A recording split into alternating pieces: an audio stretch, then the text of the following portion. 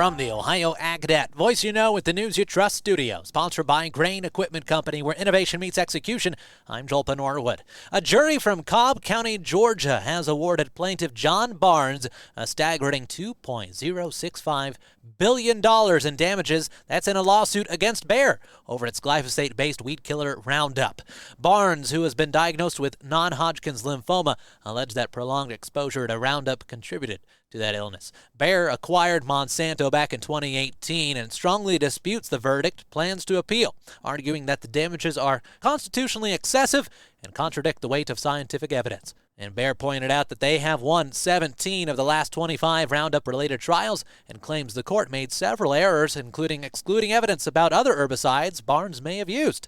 Now, the ruling does come as Georgia lawmakers are advancing legislation to shield pesticide manufacturers from liability beyond federal EPA requirements, similar bills being considered in multiple states. Earlier this year, a $2.25 billion verdict in Pennsylvania that was later reduced to $400 million for a similar case. A quick calendar note to pass along to you today. Don't forget to attend the Ohio Safety Congress and Expo. That'll be hosted by the Ohio Bureau of Workers' Compensation at the Greater Columbus Convention Center coming up April 16th through the 18th. You can find the full schedule of events online at ohiosafetycongress.com. That's ohiosafetycongress.com. Let's turn it over to Dusty Sonderberg for a quick update with Tom Fontana of the Ohio Soybean Council. First off today on some bigger project type things going on with the NCSRP, the North Central Soybean Research Program, and a lot of joint state venture type research that goes on through that. Things that are bigger than just Ohio, but maybe highlight a few of the projects that have been undertaken by that organization that definitely have impact on Ohio. Thanks, Dusty. It's a pleasure to be with you.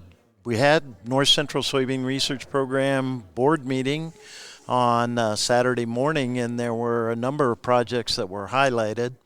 One was the SCN Coalition, Soybean Cyst Nematode Coalition.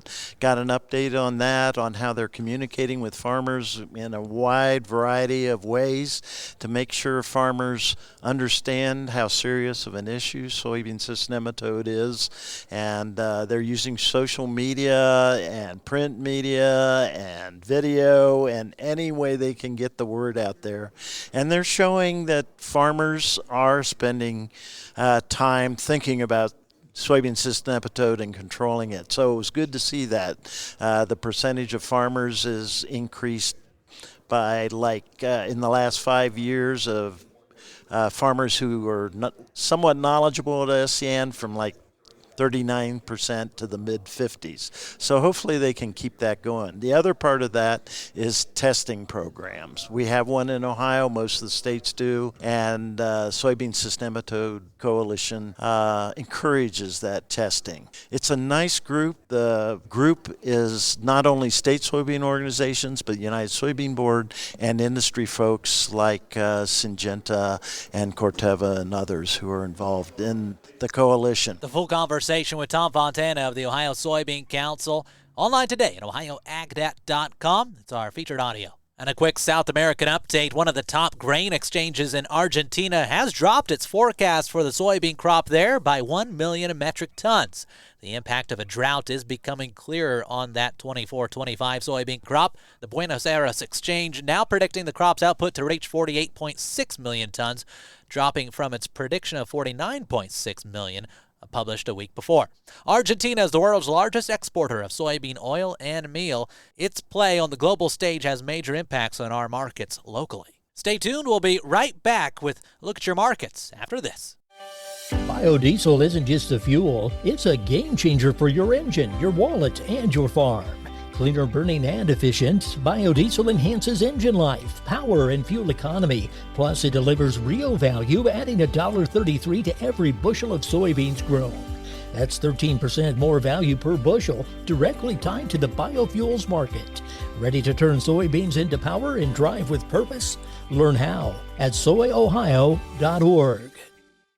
Over the years, you've brought them into your home. You were prescribed opioids after the C-section and after Dad's back injury. They helped when you were in pain, and you held on to them just in case. But did you know holding on to unused opioids puts your family at risk?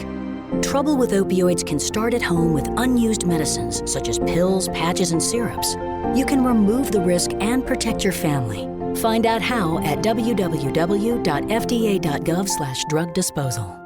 Let's take a look at those closing market numbers here from Monday's trade in Chicago. May corn up 1/4 penny to $4.64.5, with December new crop corn at $4.51.5 per bushel, up just half a cent. Soybeans also not a huge change, as May down 2.5 cents to $10.07 November beans off 1.25 to $10.06.5. Wheat having the biggest losses as July, down 9.25 to $5.65.25 for the new crop. Markets brought to you by Seed Consultants. Simply better performance. Online at seedconsultants.com. April live cattle, $1 and a nickel lower to $205.90.